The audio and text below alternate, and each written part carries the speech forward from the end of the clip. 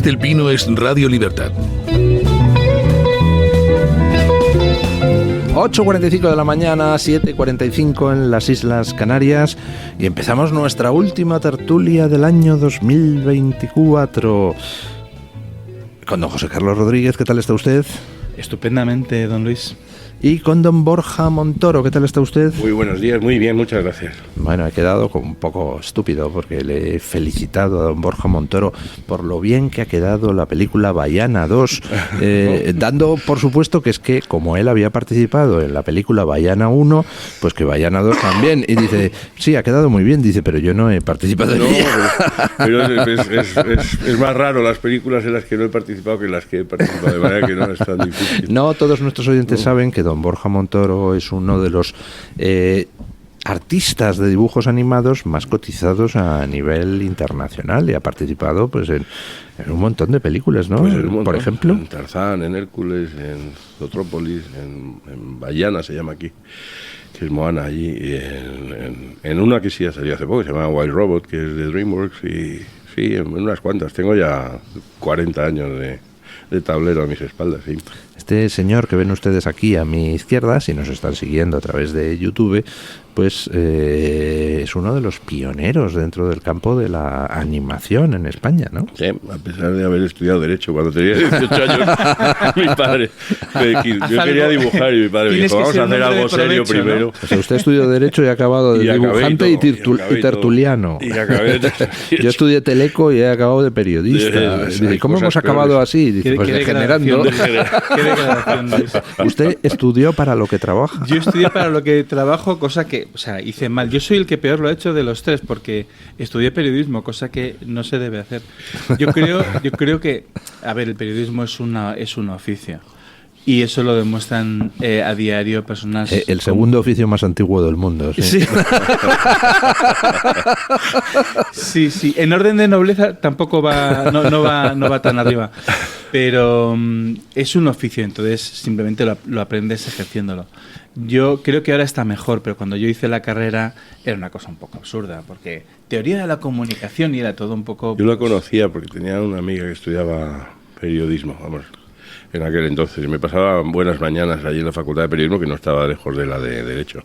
Bueno, claro. Y conocía el programa entero y todo, la introducción al derecho, introducción a la economía, introducción a la sociología. Y yo creo que acabamos todos pensando que Malinowski era un defensa de la Estrella Roja. Sí. Es decir, introducción, en realidad era como un barniz de cultura y luego una serie de habilidades.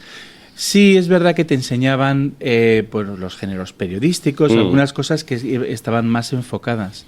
¿Pero en la Complutense o en la Complutense? Ahora creo que está más enfocado, que es más práctico, bueno, bien, pero en realidad es un oficio. Yo creo que sería mejor para un periodista estudiar físicas, estudiar historia, derecho... Eso decía Capmany. En la época de época, me acuerdo que leí un artículo diciendo que un buen periodista lo que tenía que hacer es estudiar derecho o física o lo que sea y luego escribir. Pero realmente la asignatura más importante es la de redacción periodística. Bueno, se acaba el año 2024, así si tienen que hacer ustedes una valoración general, ¿ha sido un buen año, un mal año? Me refiero no para ustedes bueno, también sí, para ustedes personalmente, pero en general, ¿ha sido un buen año, un mal año para España, para el mundo? Para mí muy bueno, tengo que decirlo ya que lo comentas. Para España, bueno, tenemos un gobierno que realmente es demoledor. Hay una cosa buena y es que empieza a verse cuál es el cariz de este gobierno, ¿no? Que realmente a mí, fíjate, me ha sorprendido. Yo no pensaba que uno de los grandes objetivos que iba a tener Pedro Sánchez iba a ser llevárselo crudo, quiero decir, porque hay en torno suyo una corrupción apabullante. Y eso, he de decir que la verdad me ha sorprendido, porque además una de las cosas que hemos sabido en el curso del último año, porque parece mentira, hay noticias que conocemos de este último año que parece que se han producido hace 5, porque han pasado tantas cosas. Totalmente. Bueno, pues una de las noticias que ha dado a conocer la prensa esta fue el diario El Debate, hacía referencia, os acordaréis, a que cerraron toda una sala de Radio Nacional de España para que doña Begoña grabara una promo, sí. un podcast que por otro lado fue un poco desastre. Lo interesante de esta noticia es que aquello se produjo en septiembre de 2018. Quiere decir que desde el minuto 1 tenían clarísimo que iban a ocupar las instituciones para su beneficio. Desde el minuto 1. Entonces, me sorprende. Pero, oye, igual que yo, muchos españoles nos estamos dando cuenta de qué tipo de gobierno verdaderamente estamos teniendo. Esa idea de esa apropiación. es la parte buena que le veo este año. Eso, o sea, para España, ¿ve usted entonces que hombre, tenemos un gobierno desastroso, pero que por lo menos empieza la reacción o hay síntomas de que empieza? Sí. ¿Y para el mundo ha sido un buen año o un mal año? Para el mundo ha sido un año... Primero, para el mundo siempre es un buen año porque siempre... porque en general vamos a mejor, no año a año, pero las grandes tendencias siempre es a reducir la pobreza, que es el gran problema que hay, y todos los problemas asociados a ella, ¿no? Pero es que además, desde el punto de vista político, tenemos dos grandes noticias que los oyentes identifican como dos noticias del año, que son muy buenas. Yo creo una de ellas es la reelección de Donald Trump y la otra es la elección, aunque se produjo el año pasado, pero en realidad su ejecutoria ha sido durante todo este año, de Javier Milei. Para mí, especialmente la noticia de Javier Milei es extraordinaria para el mundo, no solo para Argentina, sino para el mundo y también para España. ¿Y para usted, don Borja, cómo ha sido el año a nivel personal, nacional e internacional? En casa y todo bien, gracias a Dios. Hemos estado bien y además este año, a diferencia de otros años recientes, no hemos tenido ninguna pérdida cercana realmente y tal, o sea que ha sido un buen año. Hemos cumplido 30 años casados, mi mujer y yo, y todo en casa en orden y bien, gracias a Dios, o sea que ha sido un buen año. En España y en el mundo, yo creo que a mí sigo viendo una situación que es bastante catastrófica, especialmente comparto mucho lo que acaba de decir don José Carlos, pero al mismo tiempo esa misma contemplación de las cosas y el ver que las cosas están verdaderamente torcidas y que estamos tocando fondo en muchos aspectos y esa sensación de apropiación tremenda que ha hecho, no ya el PSOE en sí, pero el PSOE también, que ya es una organización casi alrededor de esta familia y está todo puesto al servicio. Hablan de privatización de lo público, pero estas personas han llegado al límite extremo de privatización, pues lo han hecho absolutamente todo a su servicio. Es como si tienen vocación de monarcas absolutistas más que de otra cosa. Y es cierto que todo eso lo estamos viendo y los niveles de corrupción, etcétera, pero al mismo tiempo, tanto en España como fuera, y en relación a lo que luego me imagino que comentaremos sobre cuáles han sido las noticias más importantes, siempre surge un brote, una esperanza. Y es verdad, internacionalmente, los dos ejemplos que ha puesto ya sobre la mesa don José Carlos, estoy completamente de acuerdo. El de la victoria real de Milei, que fue hace ya más de un año, pero que se están viendo los resultados a lo largo de todo este año y son inapelables. Y la victoria de Donald Trump yo creo que es una noticia muy, muy esperanzadora para todo el mundo, porque va a hacer cambiar mucho las cosas, sinceramente. Yo creo que sí se va a notar.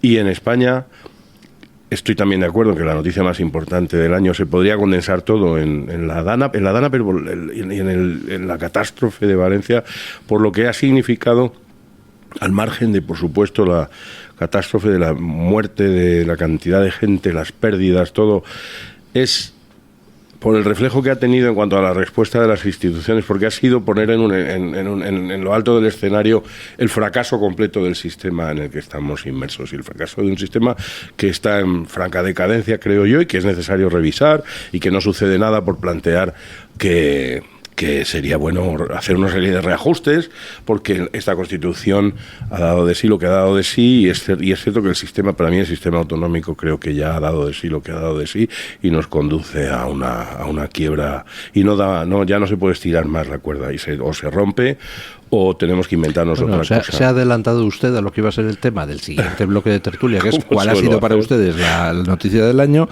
Pero al fin y al cabo las tertulias pues tienen vida propia y hacen lo que les da la gana. Entonces, ya que ha abierto usted... Me dice usted lo mismo siempre.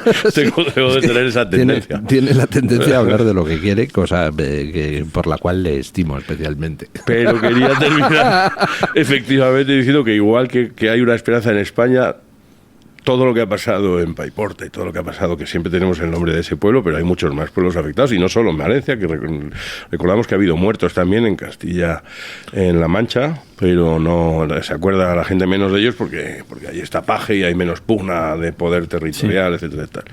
Pero también hubo muertos allí. En Letur, en Albacete. Efectivamente.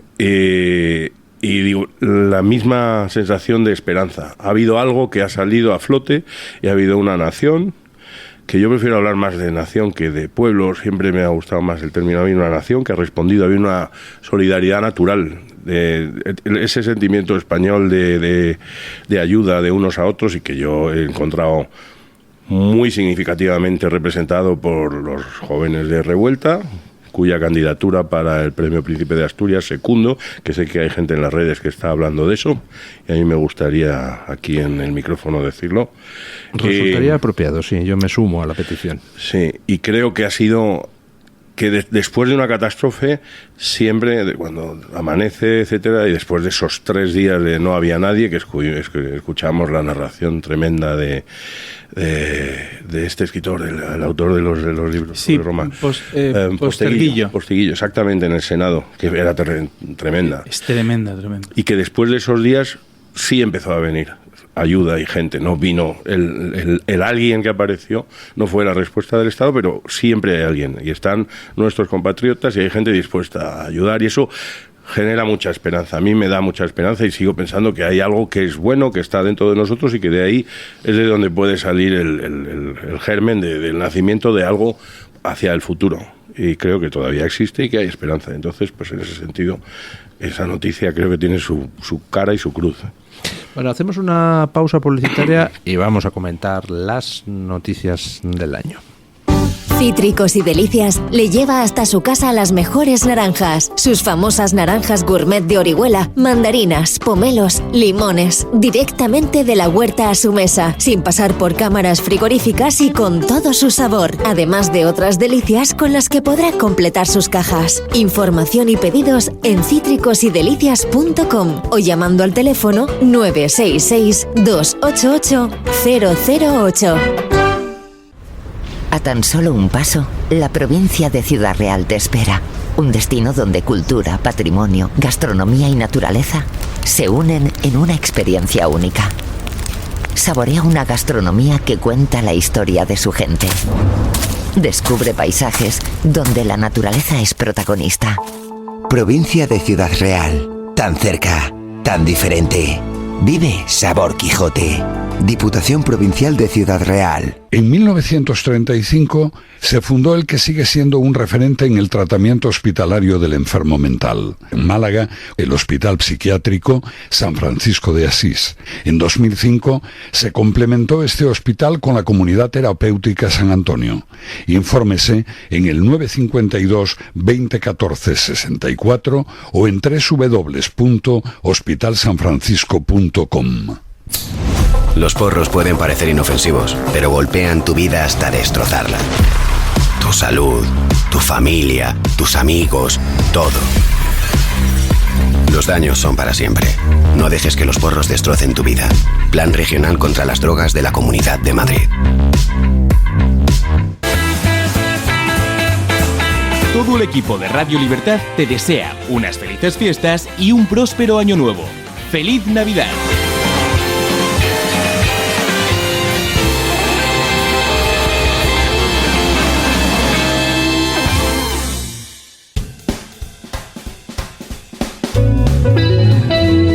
Mañanas en Libertad. Bueno, Bueno, 8:59, 7:59 en las Islas Canarias y vamos al bloque de cuál es la noticia del año para nuestros tertulianos. Yo confieso que he votado por la de la elección de Trump, porque es la que me parece que tiene más consecuencias a nivel futuro. Para ustedes, ¿cuál ha sido la noticia del año? Para mí, en España la noticia del año ha sido el descubrimiento de la corrupción dentro del gobierno. Y no ya la corrupción que también, sino la medida del uso instrumental de las instituciones, cosa que eso desde luego no es nuevo, eso lo hemos visto desde el minuto 1 y hasta cierto punto todos los gobiernos lo han hecho, nunca hasta a este nivel, ¿no?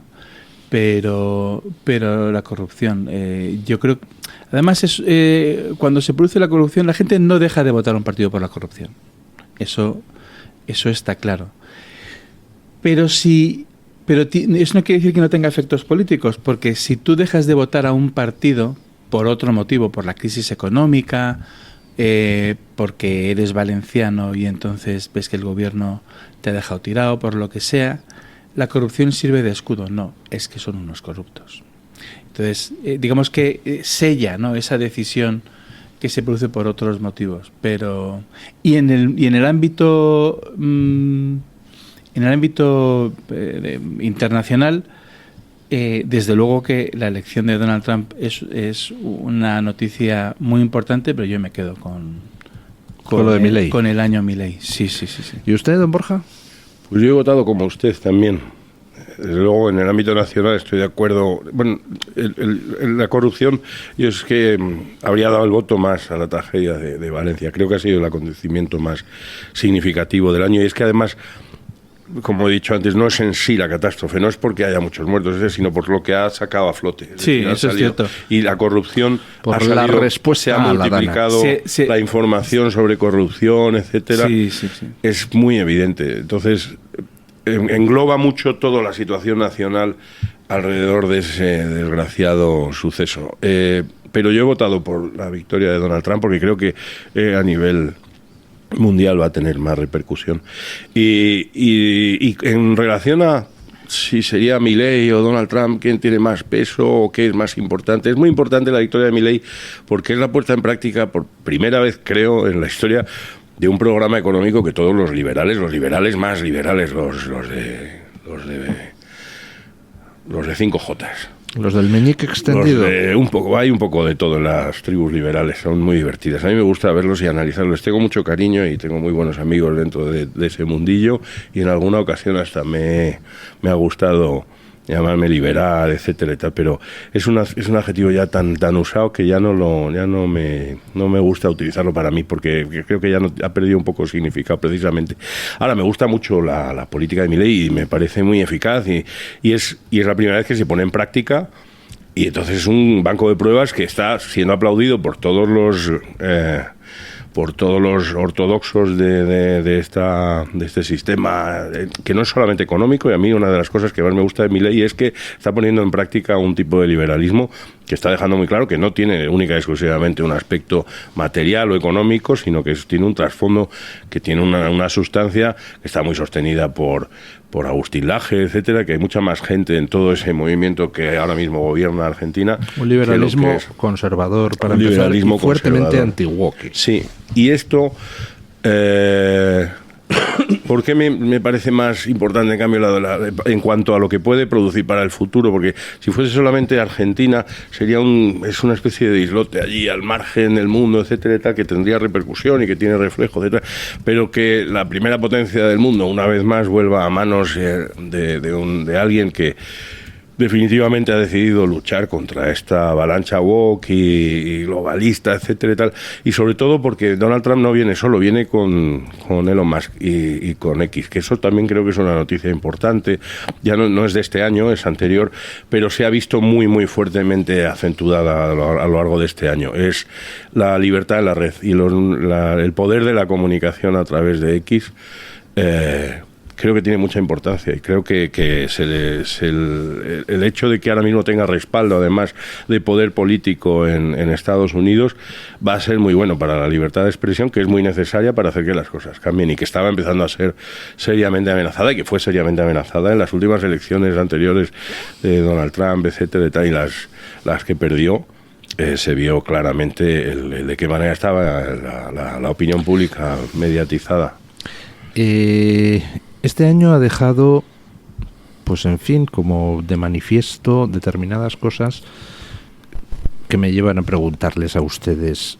En este año 2024 han quebrado definitivamente los medios tradicionales, ha quebrado definitivamente la Unión Europea tal como hasta ahora la conocemos, y han quebrado definitivamente el Estado autonómico.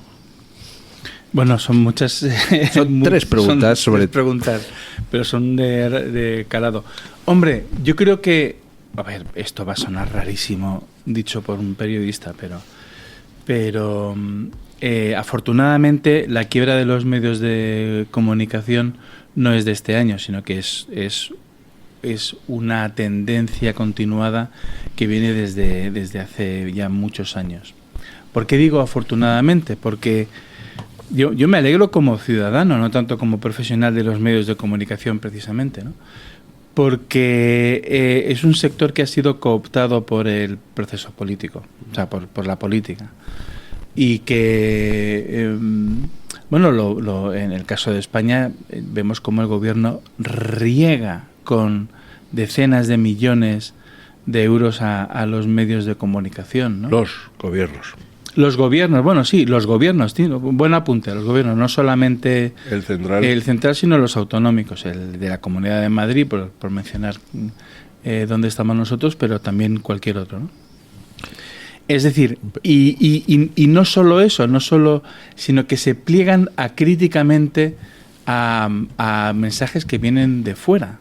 La decadencia de los medios, perdone que le corte, sí, efectivamente viene de hace tiempo. Si digo que este año ha quebrado es porque este año es cuando creo que se ha visualizado su perfecta inutilidad ya para el poder político. Es decir, la decadencia viene desde que los medios aceptaron ser siervos del poder político, pero este año se ha visto que el poder político ya no puede confiar en su siervo para que le sirva, porque ese siervo no ha impedido la victoria de Trump y no ha impedido que en estos momentos Twitter desbanque a los medios tradicionales como forma alternativa, exacto, de comunicación, ¿no? Es decir, la gente se vale de los medios de comunicación, pero no acepta el mensaje de los medios de comunicación tal cual.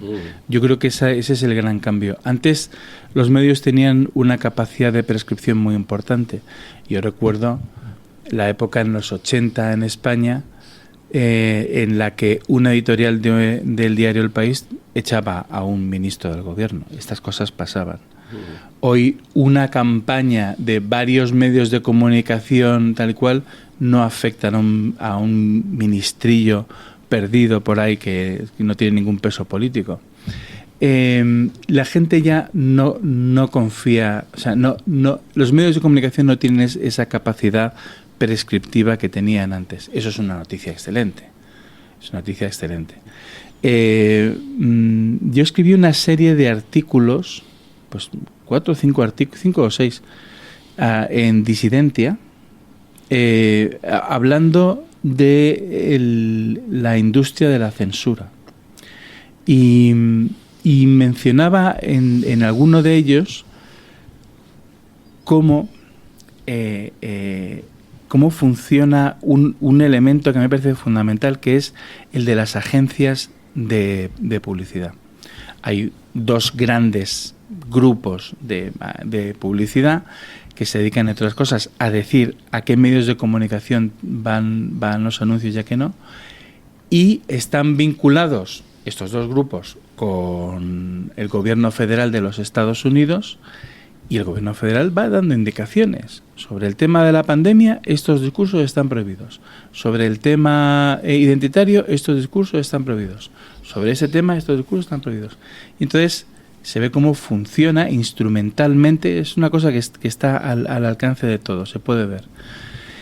Y ese tipo de mecanismos que son mucho más civilinos, pero más eficaces que una censura como se entendía tradicionalmente, han acabado arruinando la credibilidad de los medios de comunicación. La gente ya no confía en ellos. Y yo creo que es una noticia excelente. Yo creo que es muy buena noticia. Obviamente eso no pasa con todos los medios de comunicación, si no, no estaríamos aquí hablando. Pero sí pasa con los grandes medios. ¿Usted cree que han quebrado los medios de comunicación tradicionales este año, definitivamente? Yo además he estado escuchando antes y estoy muy de acuerdo con el comentario de doña Carmen Álvarez Vela, a quien le mando un abrazo muy fuerte y le deseo feliz año, en el sentido de decir que una de las grandes noticias de este año además es el nacimiento de esta radio, por ejemplo. Sí. Y me parece que es un ejemplo de lo que estamos hablando. Es verdad que hay una transformación y hay mucho movimiento y la gente porque la gente ahora coteja muy rápidamente las noticias. Quiero decir, lo que sigue habiendo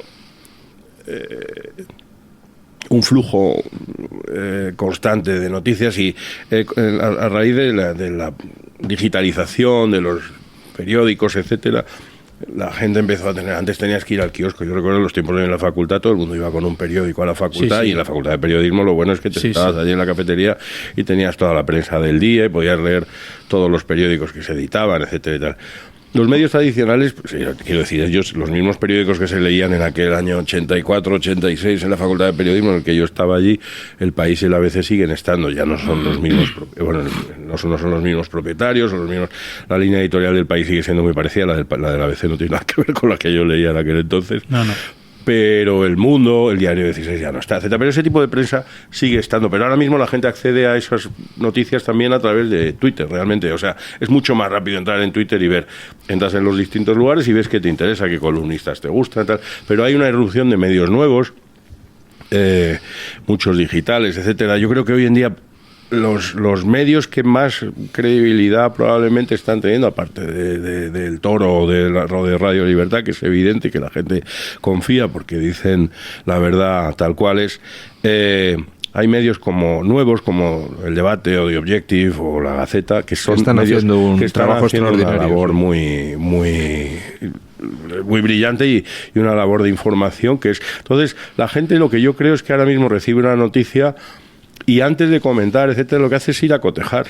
Y en distintas fuentes, además. O sea, yo tengo tendencia, además, a ir a mirar y decir, oye, ¿qué dice El País de esto? ¿O qué dice la agencia EFE? Es que no te puedes fiar porque te encuentras con que se ha estrellado un helicóptero, no sé, estas cosas que hacen últimamente. Bueno, y ya no es solamente el hecho de que efectivamente ha habido un cambio tecnológico que ha permitido la aparición de nuevos medios y demás, y de que la sociedad, al fin y al cabo, reacciona, ¿no? Quiero decir...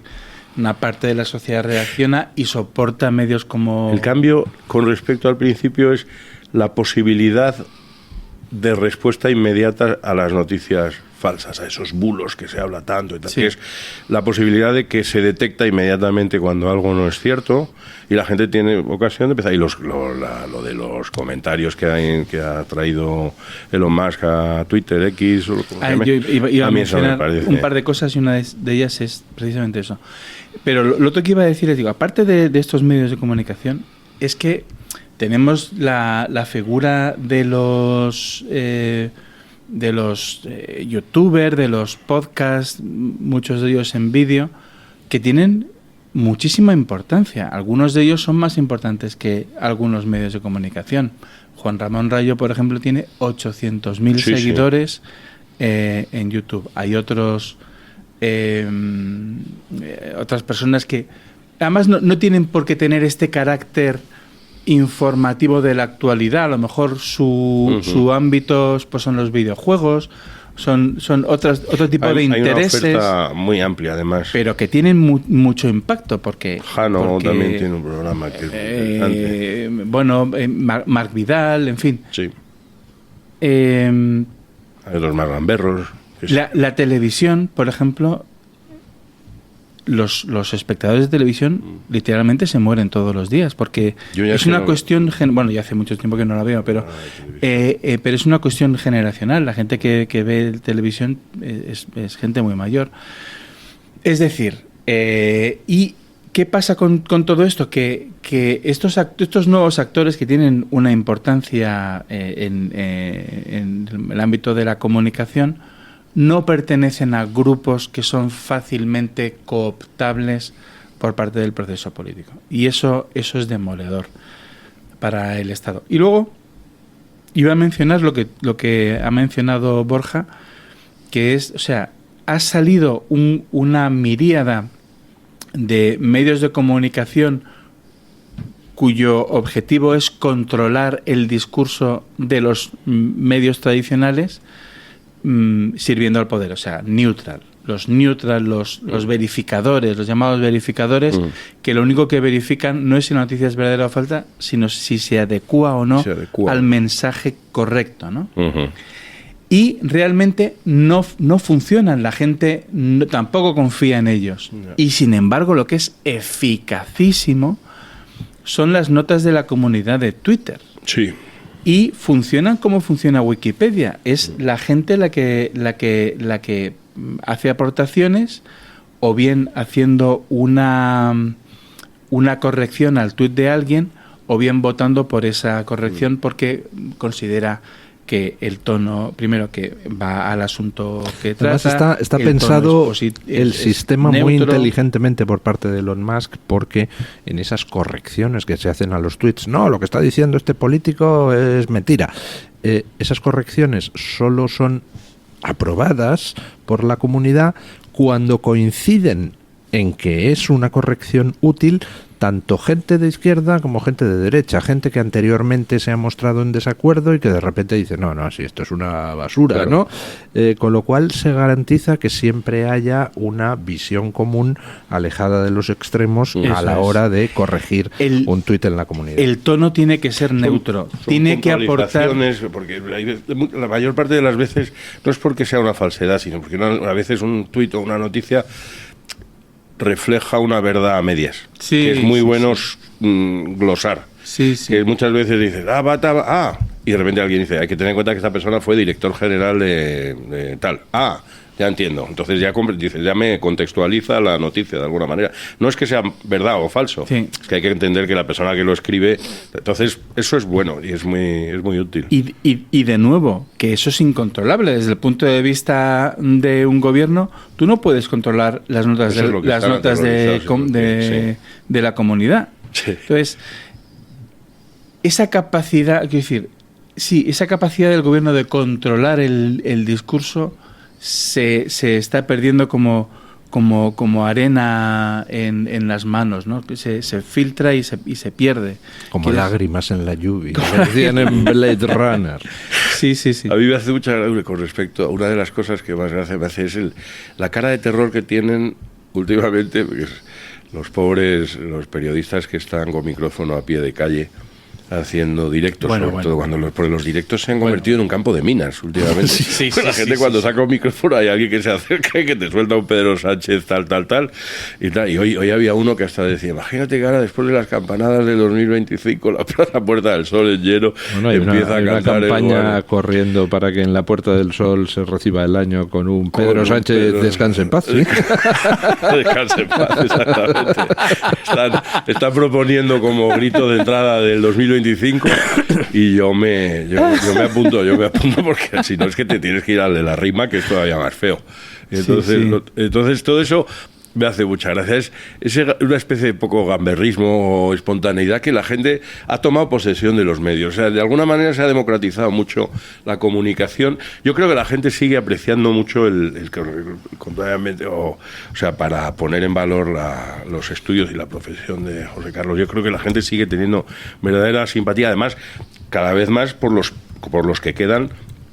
Los periodistas que quedan verdaderos, periodistas que quedan que son de raza, periodistas que no se doblegan, etcétera, que es muy difícil, yo lo entiendo. Yo hay una cosa que a mí me llama la atención. Pero creo que sí merecen respeto y se les reconoce.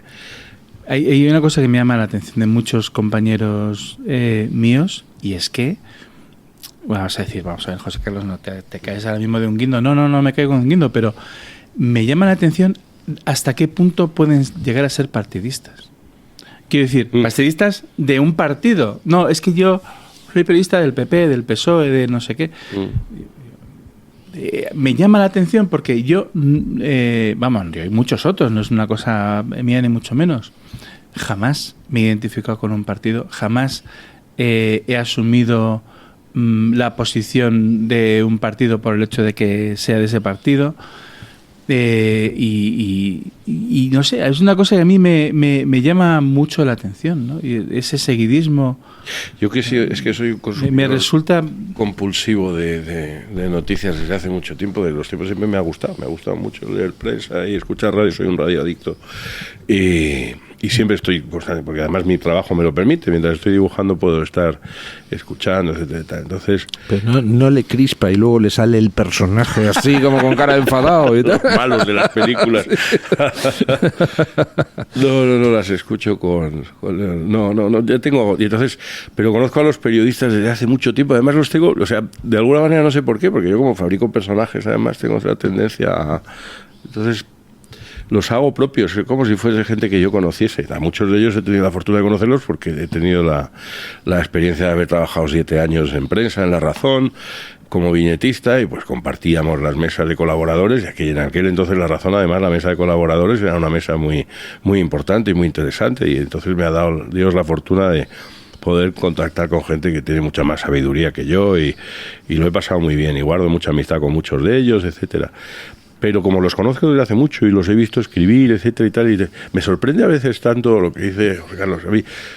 A ver, personas que defendían una cosa y que ahora mismo dicen, ¿con qué descaro está defendiendo una cosa que es completamente la cosa? No, y es por lo que dice José Carlos, es porque el partido ahora dice otra cosa. Entonces, ¿sí?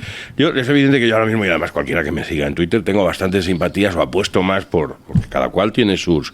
Nadie está obligado a decir lo que vota o lo que va a votar. Yo no he estado afiliado nunca a un partido y Dios me libre de estar afiliado a ninguno jamás. Ahora tengo muchas más simpatías por Vox porque me parece que es una opción más interesante para el futuro, pero el día que Santiago Abascal, yo espero que pronto, algún día ocupe la presidencia del gobierno, el primero que le va a estar royendo los zancajos voy a ser yo, porque siempre he tenido, es mi manera de ser, ¿qué se le va a hacer? Entonces nadie puede esperar que vaya a haber una especie de seguidismo. O sea, usted como yo también iba con los indios en las películas de vaqueros. Es que siempre voy a estar en el equipo perdedor, siempre estoy en el defensa. No es tanto el hecho de tener una simpatía por un partido, votar un partido, porque yo he votado toda mi vida, sino lo que apuntaba Borja, que es que ves al periodista o a la periodista tal que defiende una cosa, de repente el partido dice no, por aquí, y va y defiende la contraria, otra que no tiene nada que ver. A mí un ejemplo, y además me gustaría traerlo porque se acaba el año y es como ejemplo paradigmático de esto. La defensa de la independencia del Poder Judicial. La cantidad de periodistas que yo vengo escuchando desde que en el año 85 salió la Ley Orgánica del Poder Judicial de González, y entonces Andrés de la Oliva, que era profesor, era catedrático de procesal en la facultad, publicaba unas terceras en ABC que eran extraordinarias, y todos estábamos, y la gran batalla de la derecha española era recuperar la independencia del Poder Judicial. Y de repente este año se han tragado como una aldaba descomunal el pacto que han firmado Bolaños y Pons bajo la tutela de un señor que era de dudosa respetabilidad ahora, porque se está descubriendo bastantes cosas sobre Reinders tal. Lo que han firmado en Bruselas, que es una vergüenza que tengan que firmar estas cosas allí bajo la supervisión es que me parece ridículo. Y además hay gente que lo pone en valor. Cuidado, que esto está firmado por Bruselas, y nos lo pone como garantía de que hay algo. Digo, sí, como si fuéramos Burundi, sí. Claro, sí, exactamente. Y además, pero sobre todo, primero, eso no garantiza la independencia del Poder Judicial, es todo lo contrario, al revés. Hay gente que lo que está es aplaudiendo, decir, hemos politizado. Decían que en 6 meses se iba a presentar la propuesta para reformar el sistema de elección. Por eso quería decir, pues se acaba el año. Mañana se cumple una semana del plazo, ha vencido, para que el nuevo Consejo tenía que haber presentado un informe que las cámaras tendrían que estudiar para una nueva propuesta, para que hiciéramos esa ley definitiva de elección, de libre elección por parte de los jueces. Eso estaba prometido, y además ha habido muchos periodistas que nos han garantizado por fin. Bueno, ahora se han dividido 10 y 10 y tal, no sé qué, pero que conste que hay un punto que dentro de 6 meses, ¿dónde están esas voces que nos vendían hace 6 meses que esto era la garantía del poder? ¿Por qué no están diciendo ahora? ¿Por qué no están exigiendo el cumplimiento de lo pactado? Muy buen apunte. Porque yo los espero. Siempre los espero. Entonces esas cosas las guardo, digo. Pero si eran las voces que me hablaban y me han estado contando a mí la necesidad de la independencia del Poder Judicial, ¿y ahora por qué están silenciadas? ¿Por qué se lo callan? ¿Por qué? ¿Por qué? Pues y al final dices, que del micrófono en el que habla está subvencionado. A veces pues bueno, te planteas eso, dices. Habíamos tratado de cambiar al tema de si ha quebrado el Estado autonómico y hemos terminado volviendo al tema de la quiebra de los medios de comunicación tradicionales, ¿no? ¿Ha quebrado el Estado autonómico, sí o no? A ver, el Estado autonómico no ha funcionado bien nunca. Desde el punto de vista fiscal es un dislate. Yo he de decir que estoy a favor de que el poder esté distribuido geográficamente y no concentrado. O sea, el problema del Estado autonómico es que no es suficientemente autonómico. Yo creo que cada administración debía recaudar sus propios impuestos y que eso daría más libertad a cada una de las comunidades autónomas. ¿Una legislación común o 17 legislaciones para cada autonomía sobre un mismo tema? Yo creo que esa es la cuestión fundamental, ¿no? Más que el tema de quién recaude los impuestos. En Alemania los impuestos los recaudan los Länder y le pasan al gobierno central la parte correspondiente, ¿no? Eso ya es mecánica que no va a ningún lado, ¿no? Pero ¿una legislación común para todos los españoles o es que 17 legislaciones dices legislación, claro, legislación es un tema...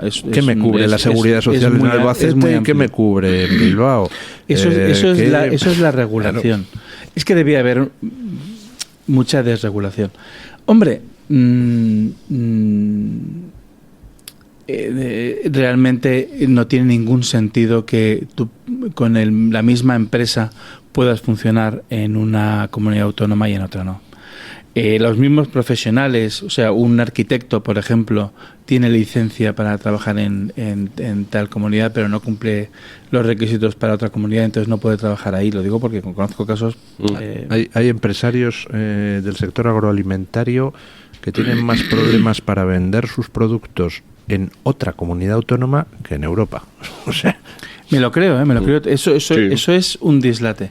En ese sentido, la política puesta en marcha por la Comunidad de Madrid del reconocimiento es decir, si tú tienes licencia en tu comunidad autónoma para operar, aquí te la damos de forma automática, independientemente de que cumplas o no la regulación aquí en Madrid. Está funcionando bastante bien. Entonces eso causa un problema de agravio comparativo para quienes, siendo una empresa de Madrid, tienen que cumplir una legislación menos laxa que otro que está en otra comunidad autónoma y como ahí le han dado licencia, entonces aquí sí puede operar. Eso es una disfunción igualmente, ¿no? No, eso es bueno, porque eso amplía la libertad.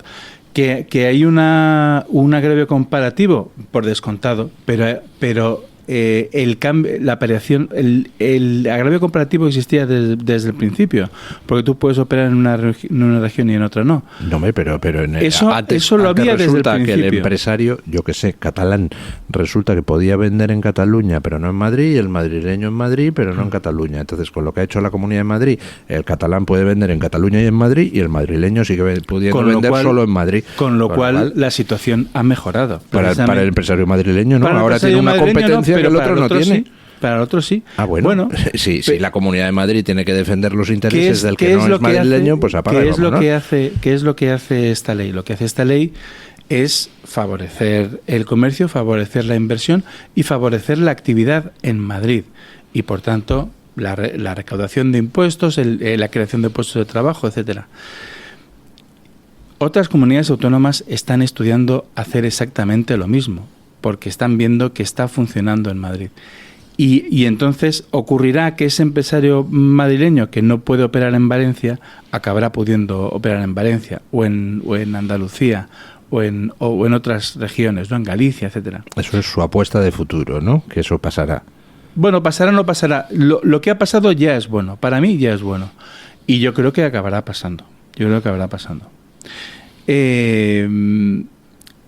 dentro del dislate que es, y ahí estoy de acuerdo, que haya regulaciones distintas. Bueno, el caso de la sanidad es sangrante, nunca mejor dicho. O sea, que no puedas ir a aprovechar la sanidad pública de otra región de España porque eres de tal comunidad autónoma, es que eso es un auténtico dislate.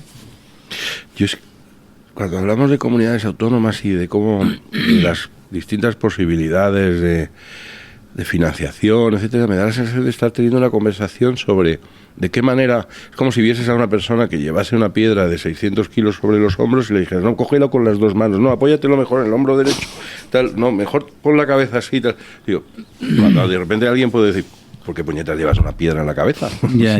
Es decir, es que al final la discusión sobre las comunidades autónomas estamos siempre dando vueltas si recaudan de una manera, si de otra.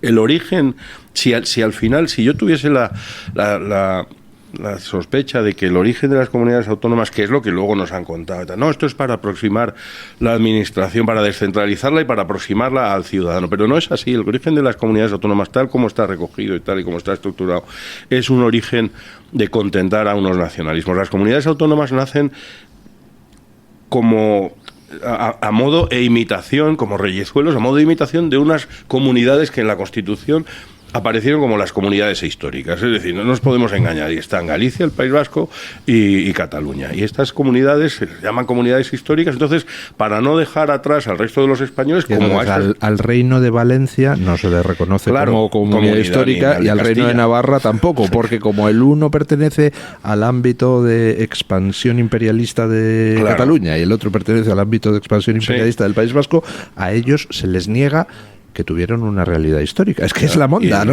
Cuando el País Vasco nunca ha sido reino y Cataluña no tampoco. Y lo que se hace es que se disgrega y se... planteaos... Entonces, eso... Perdón. Sí. No nace con esa real... O sea, luego nos han contado que era por eso, pero no nace con esa función. Sí, estoy nace para... Y entonces, para imitar después, que es cuando se dice lo del café para todos, nos hemos inventado 17 reyezuelos, con 17 parlamentos, con 17 parafernalias, con 17 mensajes de Navidad. Es una carga descomunal. Y además es una carga que en última instancia dices, hay cosas que se han aproximado al ciudadano, habría otras maneras de hacerlo. Estoy completamente de acuerdo en que hay otras formas de hacerlo. Hay cosas... Yo digo que soy minarquista por naturaleza. Puestos a descentralizar la gestión, se la encargas a las diputaciones provinciales y a los municipios, a distritos. Vosotros imaginaos que en España no hubiera comunidades autónomas y que solo tuviéramos un gobierno nacional. Ya. Si esto es lo que ¿Cuál sería el contrapeso político a Pedro Sánchez? Bueno, es que la justicia, la prensa y el Congreso. Es que para empezar, si no tuviéramos comunidades autónomas, alguien como Pedro Sánchez nunca podría haber llegado al poder. Porque si llega al poder es precisamente porque se apoya en todas esas minorías disgregadoras que solo existen porque tenemos comunidades autónomas. Yo prefiero plantear las cosas y decir, vamos a imaginar que no hubiese comunidades autónomas, pero lo que siempre es decir, vamos a imaginar que llegar al poder no significase llegar al poder como se llega ahora. Es decir, que el poder no fuese infinito. Es que aquí es como el dinero de Kiko Ledgar, que era infinito. El poder es total. La única separación de poderes, que lo estábamos hablando antes de entrar en la tertulia, es la que hay entre el gobierno y el parlamento, que es exactamente lo mismo. Y el Poder Judicial. En España, cuando se habla de separación de poderes, todo el mundo habla de la independencia del judicial, pero es cierto que también tendría que haber una separación clarísima entre el legislativo y el ejecutivo, que tendría que ser controlado. La separación más importante es la separación publicitaria entre bloques de tertulia, porque si no, no comemos aquí ninguno. Así que pausa publicitaria y encaramos el último bloque de la tertulia.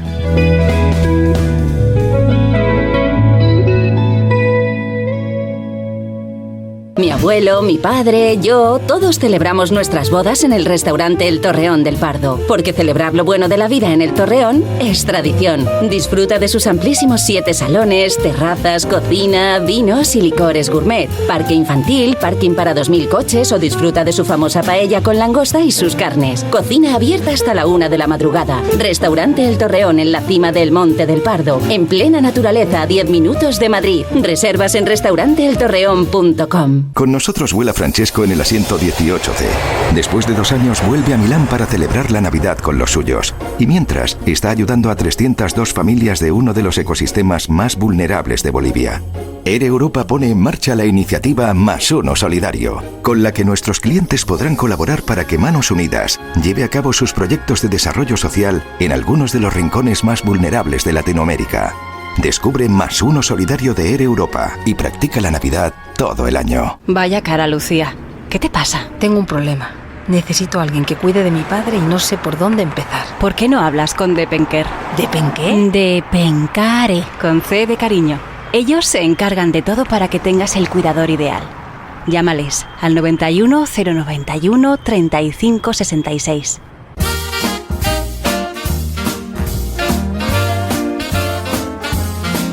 Radio Libertad te desea una feliz Navidad.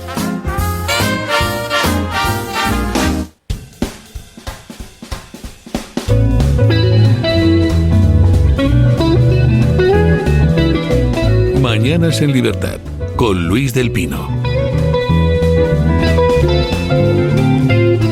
Bueno, 9:35, 8:35 en Canarias. Encaramos el último tramo de la tertulia hablando de la otra posible gran quiebra de este año 2024. ¿Ha quebrado la Unión Europea tal como la conocíamos, don Borja, don José Carlos? No ha quebrado, pero yo creo que va a explotar por algún lado. Va a ser diferente, no va a poder continuar siendo siempre. Está todavía funciona, y este año lo hemos visto con la elección de von der Leyen y de Teresa Rivera, que no debería estar ahí como comisaria. Pero ese gran dominio que han mantenido durante muchos años la entente cordial entre socialistas y populares, junto con liberales y verdes, tal. Esto se está terminando, y yo creo que se va a acentuar después de los resultados que se espera que salgan en Alemania o en Francia, etcétera. Porque una cosa es que haya países un poco amerretes, así como Hungría, que se salgan un poco o Italia, Meloni, que ahora hay que negociar. Resulta que Meloni es la gran personalidad europea. Había que ver lo que decían algunos medios de estos tradicionales de los que hemos estado hablando sobre Meloni hace no mucho, y lo que dicen hoy también. Y otra cosa, eso es que lo que puede venir en Francia. Básicamente Alemania, se resumen que decían que Meloni era ultraderecha, y ahora lo que dicen es que realmente Meloni siempre ha sido del PP. Hombre. Sí, que era una disparatada con unas ideas que tal, que una serie de cosas muy, muy chocantes. Pero con Francia y Alemania, es que los países, las naciones que componen la Unión Europea, que sigue siendo un organismo que depende mucho de las naciones que lo componen, pretende sobreponerse o imponerse y legislar por encima de los parlamentos nacionales, etcétera, pero esto no se puede sostener si las soberanías nacionales ponen pie en pared y dicen hasta aquí hemos llegado, esto no, yo no me voy a tragar una agenda disparatada, una agenda de crecimiento, una agenda que no nos conduce a ninguna parte, porque lo digan unas personas desde Europa contra los intereses de mis ciudadanos en mi nación, y fronteras abiertas, este tipo de cosas que parece que estamos, y que es pernicioso, y se está viendo unos resultados catastróficos, de manera que la estructura hoy en día sigue siendo la misma, pero el funcionamiento no va a poder seguir siendo el mismo, y entonces eso va a tener que significar antes o después que la estructura tendrá que cambiar, y tendrá que cambiar muchas cosas. Yo creo que ahora mismo está dando estertores. La actual Unión Europea no va a ser la misma de aquí a un año o dos, yo creo, y con la llegada de Trump a Estados Unidos también, creo que eso también va a afectar. Yo creo que de quiebra nada. Yo veo a la Unión Europea que va para adelante y va a acrecentar su poder. Están totalmente decididos a ello, y en el fondo van a huir hacia adelante, ¿cree usted? Van a huir hacia adelante, y en el fondo no hay, o lo van a intentar, sí. No hay un mecanismo inmediato que frene ese poder, ¿no?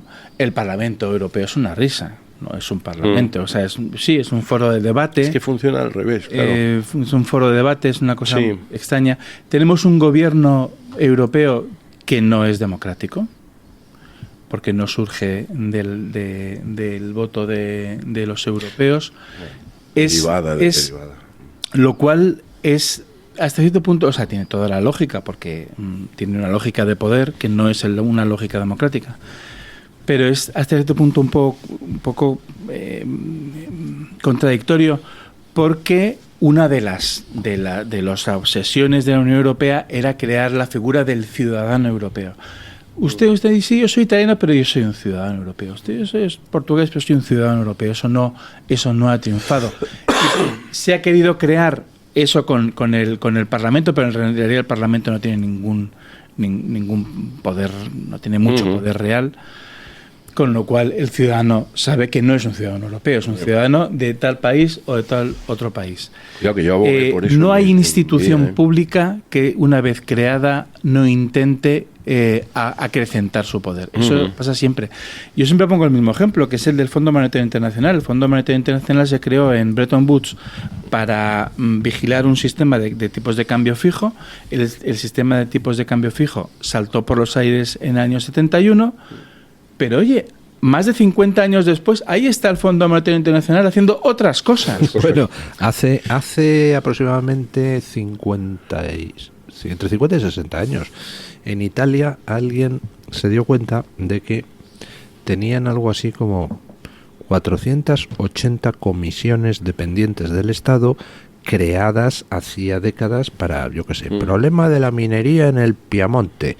Entonces hay que crear una comisión para ver qué se puede hacer con la minería en el Piamonte. Y 40 años después de creadas, pues seguían las comisiones, por supuesto sin haber resuelto ningún problema, sin haber hecho nada útil, pero con todos los comisionados cobrando del Estado. Probablemente cuando ya no hay minería en Piamonte. El Parlamento italiano decidió que había que acabar con eso, para lo cual crearon una comisión para estudiar qué comisiones eliminar. 20 años después, la comisión para estudiar qué comisiones eliminar seguía funcionando con los comisionados cobrando y sin haber eliminado ninguna comisión.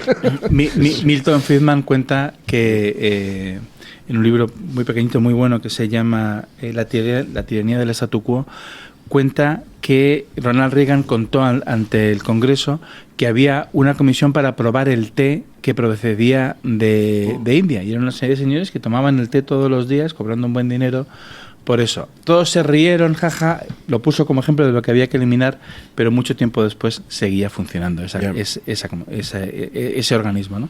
Entonces, pero una cosa es el probar el té de India o vigilar el Piamonte, y otra cosa es la Unión Europea, o sea, la Comisión Europea. Es que es de una potencia tal, eso por supuesto que no va a acabar fácilmente.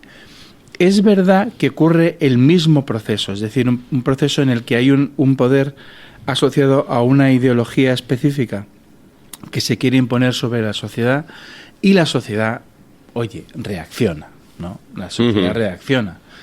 No siempre de forma que a mí me guste mucho, pero reacciona y dice, no, por aquí no voy. Entonces optan por tal partido en Alemania, por tal partido en Francia, y entonces, bueno, ya ha habido una falla muy importante, que es el Brexit. Es que no se le prestó... El curioso Brexit, es, efectivamente, que tenían que habérselo tomado un poco más en serio, creo. Y lo que hicieron fue una reacción muy soberbia de estos que están chalados y tal, que se vayan. Han votado mal. Han votado mal, sí, eso es... Y realmente no darse cuenta de decir, es que puede pasar más, o la gente tiene un descontento muy justificado y muy cierto. ¿Y están en lo mismo. No tienen la más mínima intención de evaluarse y tal. Ellos, en ese sentido, tienes toda la razón, ellos van a pedalear más rápido y más en la misma dirección. Vamos. Y con más fuerza. Y con más fuerza. Sí. Y eso, que el caso del Brexit ha sido muy desgraciado, porque Gran Bretaña ha seguido una política tan nefasta, sobre todo de la mano del Partido Conservador, tan nefasta. Sí, lo han pagado duro. Tan nefasta. Porque si hubieran hecho una política razonable, no digo que se convierta en Milei, pero simplemente razonable, Gran Bretaña iba para arriba y la Unión Europea va para donde va, que es a mantenerse y no crecer absolutamente. La Unión Europea como nada. criatura es como un hongo. Tiene existencia y va a seguir chupando mientras no se extirpe. Eso es una cosa. Pero esos son esos monstruos que creamos. Estábamos hablando de esas comisiones. Cualquier entidad pública que se crea, hablamos de la cintura necesaria para ser un actor en el mercado libre. Es decir, lo más necesario, yo creo que la condición más, o la virtud más necesaria es la cintura y la flexibilidad. Una persona muchas veces empieza un negocio pensando que va a hacer algo, que va a proveer al mercado de este bien o este servicio, y piensa, pues yo porque creo que hay una necesidad y creo que yo lo puedo hacer y de esta manera voy a obtener un beneficio, y si tiene inteligencia suficiente, lo primero que va a hacer es reaccionar al mercado y decir, pues me adapto, y entonces a lo mejor empecé intentando hacer, y al final acabo vendiendo o fabricando o dando esto, porque no lo tenía pensado, pero me he adaptado bien, y probablemente es lo mejor que le puede suceder, porque el mundo cambia mucho y tú tienes que estar atento a lo que... Sí, y esa es tu función. Antes lo ha dicho José Carlos, pero lo ha dicho usted, que es la soberbia que les impregna. Sí, eso es. Y las instituciones públicas, una vez que se crean, hemos creado unas personas jurídicas, estas instituciones, y creas un organismo, sea comisión, sea no sé qué, sea no sé cuál. Una vez que está creado, tiene principio de vitalidad, es decir, suele decirse que la función crea el órgano. Es mentira, es el órgano el que crea la función. Es el órgano el que crea la función. Tienen mucha más cintura pero es lo que estamos diciendo. Si no, o sea, ellos, su objetivo es, yo tengo 100 millones de presupuesto, y pasa mucho, y además todo el que ha tenido alguna vez relación con alguien que esté dentro, estas historias de tengo que pagarte, no sé qué, es que tengo que justificar el gasto, porque si no justifico el gasto el año que viene no me dan la misma partida. Claro. Y tú dices, no, será al revés. No tendríamos necesidad de tener servidores públicos que levantaran la mano y dijeran, que lo has hecho con menos dinero. Que esto se puede hacer con la mitad. Claro. No, lo que hacen es decir, el año que viene necesito tal, luego tengo que gastar en algo, porque si no el año que viene no me dan 100. Y tú dices, pero ¿de qué manera estamos? Y funcionamos de esa manera. Entonces, y luego, exactamente, y esa tremenda soberbia, que es una cosa que es repateante, y el venir a decir, no, es que no lo entendéis, y sobre todo esa frase que no están votando bien, eso es una cosa que a mí me subleva. Y luego esa especie de tratar a los ciudadanos como si fueran niños, porque es lo que hacen. Es decir, al niño de 4 años, pues tú le dices, no hagas esto, que viene el coco. Sí. Y aquí, no hagas esto, que quemas el planeta. Aquí hace falta, tío, que tengo 60 años, no me una persona basura. Como Pilar Alegría, no voy a decir más, que es incapaz de aparecer sin cometer un error ortográfico y viene y dice, aquí hace falta pedagogía. Y digo, ¿cómo? Que esto, o sea, es que se inviste de pedagogo.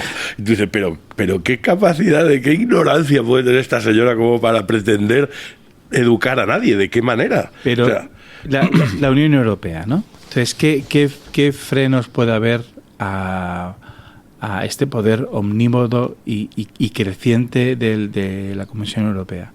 Bueno, hay partidos como, por ejemplo, el antiguo Frente Nacional en Francia. Francia, claro, la importancia de Francia no hace falta que la subraye. O Alternativa por Alemania en Alemania, que son partidos muy distintos, ¿eh? Uh-huh. No tiene nada que ver. Y el de Meloni también. El de Meloni es muy distinto. Uh-huh. En el caso de Francia, es un partido de una estricta observancia socialdemócrata, porque ellos lo que han se han dado cuenta, y además es verdad, hay una vinculación entre la defensa del estado del bienestar y el cierre de fronteras, porque si tú das estado de bienestar a cualquiera que llegue, eso a la larga es insostenible, y entonces se han aferrado a la defensa del estado del bienestar, y es un partido socialdemócrata, mientras que Alternativa por Alemania tiene este carácter liberal en lo económico, ¿no? Que es distinto del caso de Francia. Pero más allá de eso, ¿van a ganar las elecciones? Sí, las van a ganar. Quiero decir, quedar primeros, pueden quedar primeros, pero ya está. O sea, no van a gobernar. No van a gobernar. Alternativa no en va a el gobernar. En el caso de Francia, ahora, que es más fácil, aún así es inviable. Es que yo no veo a más de un 50%. Pero los movimientos de reacción, los movimientos de reacción que son diversos y precisamente porque cada nación y cada patria es distinta y tiene unas necesidades diferentes y se adapta, entonces se producen en cada país de una manera distinta o a través de unas reivindicaciones que son diferentes, pero que tienen en común, y eso es muy bueno. Yo creo que hay una figura que es la de Santiago Abascal, que se pondera poco la habilidad que ha tenido para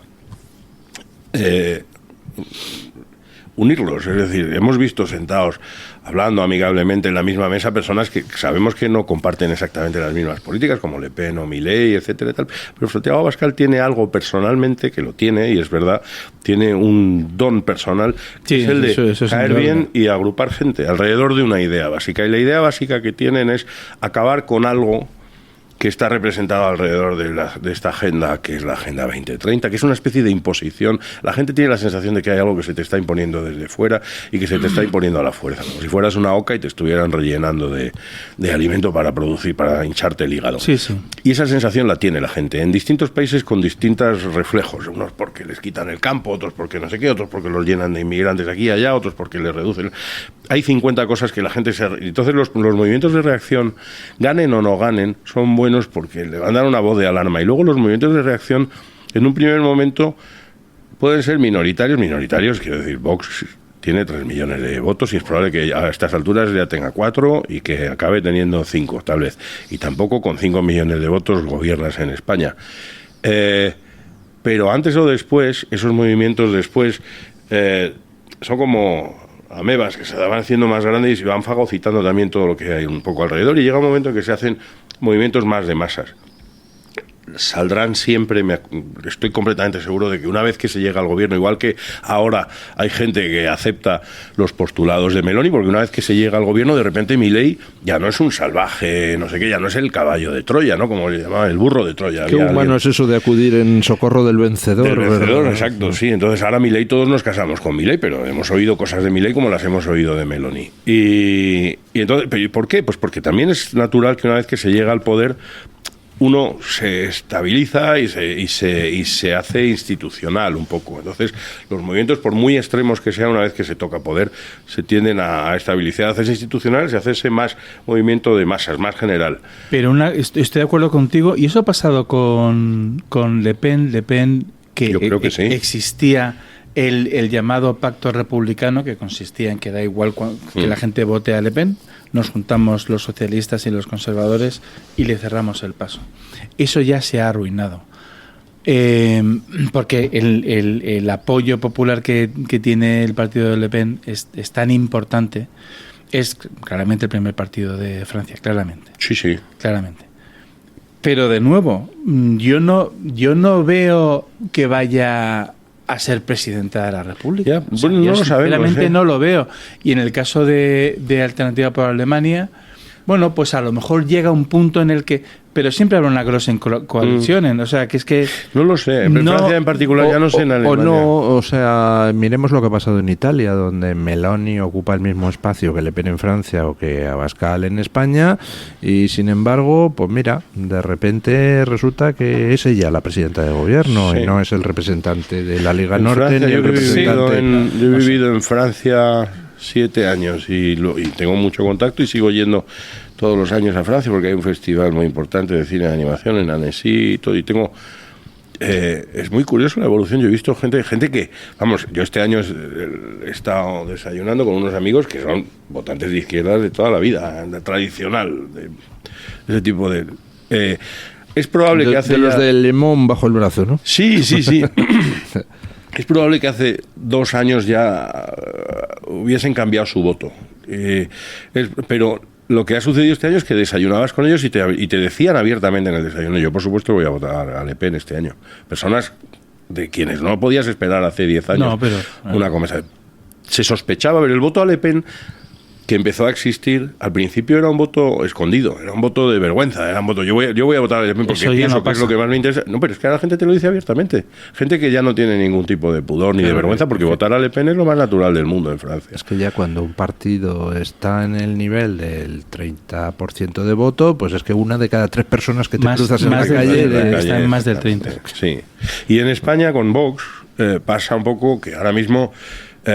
y sobre todo las encuestas, que son, primero, la tendencia hacia la subida es evidente, y luego las encuestas por franja de edad indican que el voto a Vox va a tender a ir subiendo. Vamos, yo es que nosotros tenemos 6 hijos y se ve mucho la diferencia entre los más mayores y los más pequeños en las cosas que te pueden comentar, etcétera. No, bueno, o sea, los chicos jovencitos, muchos son de Vox, pero bueno, muchos.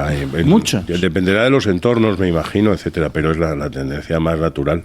Es verdaderamente porque es lo que les convence, les parece más sincero, y además está fuera de los ámbitos. Y luego hay una cosa que se ha ponderado tal vez poco y que la gente no le daba, el abandono de cargos públicos que hizo Vox por principio. Se puede estar de acuerdo o no, hay gente que te puede decir, pero a mí me parece una tontería, no sé qué, no sé cuánto, pero el hecho de que una persona coja y diga, aquí está mi cargo, aquí está mi vicepresidencia, yo no me puedo quedar aquí sentado en este sillón si usted sigue manteniendo estas políticas, porque no es lo que teníamos acordado y esto perjudica a los ciudadanos. Hay gente que podrá decir, es que eso en realidad te perjudica, no lo sé, pero el gesto está. Es decir, en España ves muy pocos políticos que abandonen un sillón, ¿eh? Y yo me consta por conversaciones privadas que eso hay gente que lo ha valorado, como decir, coño, esta gente es distinta. Esto no es el político clásico que se amarra con una cadena a su sillón de por vida. Y una de las cosas que se echarlo con escoplo, hace un año, muchos comentarios en Twitter era sí, pero ahí seguís mucho criticar al PP, pero vosotros en vuestro carguito, en vuestra vicepresidencia y en vuestra consejería. Y eso se les ha caído como discurso, porque ha quedado demostrado que no, nosotros si no estamos con esto, se van. Y es una cosa que hay que valorar. Bueno, doña Carmen Carbonell, ¿tenemos opinión de los oyentes? Tenemos opinión de los oyentes. Esta mañana hemos leído muchos de los comentarios que nos dejaban a través de Twitter a propósito de cuál era la mejor noticia, o para ellos la más destacada de este año 2024. Nos hemos dejado a nuestros compañeros queridos de la comunidad de YouTube y del chat de YouTube. Así que ahora me toca recoger algunos de esos comentarios que ya les digo, son tantísimos que no nos da tiempo a leerlos todos. Pero antes, don Luis, tengo que decirle que terminamos el año y termina esta campaña de publicidad de chocolates y dulces Matías López. Ya saben ustedes que generalmente dábamos una tableta de chocolate al mejor de los contertulios, al que se lo había ganado con sus argumentos dentro de esta mesa de debate, que es la de Mañanas en Libertad. Pero voy a hacer un poco de trampa y hoy hago magia y traigo 2 tabletas de chocolate. ¡A los mejores! Qué mejor que terminar el año, los mejores este 31 de diciembre, con una tableta para cada uno. Ya lo saben, de chocolates y dulces Matías López. Hay que entrar en www.chocolatesmatiaslopez.es para ver toda la gama que tiene. Yo en esta ocasión les traigo el chocolate negro 100% puro de Venezuela, que además lo puede tomar cualquier persona porque no tiene ni azúcar, ni leche, ni gluten, ni trazas de frutos secos, ni proteínas lácteas. Es decir, es un chocolate 100% puro, como dice la etiqueta, y además tiene 100% habas de chocolate venido de Venezuela. Así que es sanísimo, y sepan que es una edición limitada de 2.000 tabletas. Nos han acompañado durante este mes de diciembre. Esperemos que vuelvan de nuevo a patrocinar esta sección de oyentes. Así que a los 2 afortunados, a don José Carlos Rodríguez y a Borja Montoro, feliz año de parte de Chocolates y Dulces Matías López. Yo animo a Chocolates y Dulces Matías López a que renueve. Sobre todo por la cuenta que les trae a los contertulios. Claro, por eso. Porque además, lo diré porque yo, a pesar de que he hecho mucho esfuerzo a lo largo de todo este año para llevarme una tableta, solamente me la llevé la última vez que estuve, que tuvieron la bondad de dármela, y me la llevé y la probamos en casa. Está delicioso, de manera que es un chocolate que recomiendo, y les recomiendo a ellos que sigan apostando por Radio Libertad. Claro que sí. Está numerado. Sí, exacto, es una edición de 2.000 tabletas, es la numerada. Yo creo que tiene don José Carlos la 237 y la 238 es para Borja. Sí. ¿Puede ser? Para que vean ustedes que efectivamente son 2.000 tabletas. Cuando se acaben estas 2.000 tabletas, se acaba este chocolate negro 100% puro de Venezuela. Ojo, que hay más variedades, ¿eh? Pero bueno, que sepan que esta en particular es la edición especial para esta Navidad, para que ustedes también puedan disfrutar en sus casas. Además tiene unos dibujos muy graciosos. Sí, y en el interior don Borja tiene una lámina que además va numerada recordando precisamente esta. Lo sé, porque ya lo he abierto. Claro, ya ha disfrutado de una tableta de chocolate. Bueno, les decíamos esta mañana en la encuesta que cuál había sido la principal noticia del año 2024. Ya saben ustedes que tenemos encuestas paralelas en YouTube y en Twitter. Voy a leer la de Twitter, que es la que más le ha gustado a don Luis del Pino, que además puede cotejar así los resultados. Las 4 opciones que teníamos eran la victoria de Trump, la corrupción del PSOE, la Dana de Valencia o el milagro de Milei. Está la cosa bastante ajustada. Hay un empate técnico en Twitter entre la victoria de Trump y la Dana de Valencia con un 28% de los votos. La siguiente opción que le sigue con un 25% es la corrupción del PSOE, pero atención, porque el milagro de Javier Milei en Argentina acapara el 19% de los votos. O sea que la cosa está bastante reñida. Y termino con unos comentarios, si le parece, del chat de YouTube. Teresa Valdivieso, que es una una auténtica fiel de nuestro programa, dice que qué alegría para ella la noticia del día es cómo han abucheado, del día no, del año, a Pedro Sánchez. Ignacio Navarrete dice que el pueblo salva al pueblo, esa es una muy buena noticia. Viva Valencia y el noble pueblo valenciano. Cristina dice que también ha votado por la riada en Valencia, cree que nunca se había vivido nada similar. También es noticia lo de que el gobierno se atrevió a hacer con los valencianos antes y después, lo que hizo con ellos, ¿no? Cómo los dejó de desatendidos. Charisma dice que ha votado por la corrupción, porque si hubiera habido honradez, quizás no habría sido tan grave la desgracia, tanto del caso de Valencia como otros muchos casos que acechan al Partido Socialista. Y en la comunidad de YouTube, Juani Cuaresma 3244 dice que cree que a nivel mundial ha sido Javier Milei. Aquí en España, sin duda, la Dana cree que va de la mano de la corrupción del PSOE. Concepción Marichal 1972 habla también de la Dana y la gran corrupción del PSOE. VRF 1JG, es que cada vez los alias son... complicado, ¿eh? O sea, yo ya al final C3PO, R2D2, de ahí no salgo. Antes llamado Prince. Tal cual, el símbolo ahora. El artista anteriormente llamado Prince dice, sé que la gota fría ha sido estremecedora, pero la noticia más importante es sin duda la presunta corrupción del gobierno, PSOE y en general el entorno de Sánchez. Y ojo, que yo he dado la tableta porque traía dos, pero sepan que los oyentes también la hubieran dado, como se suele decir, premio Esaequo. Dice María Arenas, el chocolate para José Carlos Rodríguez por defender estoicamente el liberalismo frente a Luis del Pino, y también para Borja Montoro, que es minarquista. Si yo soy el más liberal de esta tertulia. El chocolate para todos. Minarquistas somos todos. Muy bien. Bueno, muchísimas gracias, doña Carmen Carbonell.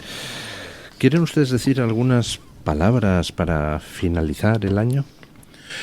Pues yo desear a todos nuestros oyentes, darles las gracias por estar ahí, por aguantarme, que es la primera vez que me siento en una mesa de tertulia, de manera que no tengo ninguna experiencia. Pero que lo hace bien este meritorio. Hombre, y ha sido una experiencia muy grata y se lo agradezco primero a don Luis, que es el que confió en que podía funcionar, y a los oyentes por la paciencia. Les invito a que sigan ahí, a que comenten a sus amigos que vengan a escucharnos. El año que viene tiene que ser todavía mejor para esta radio y les deseo a todos muy feliz año.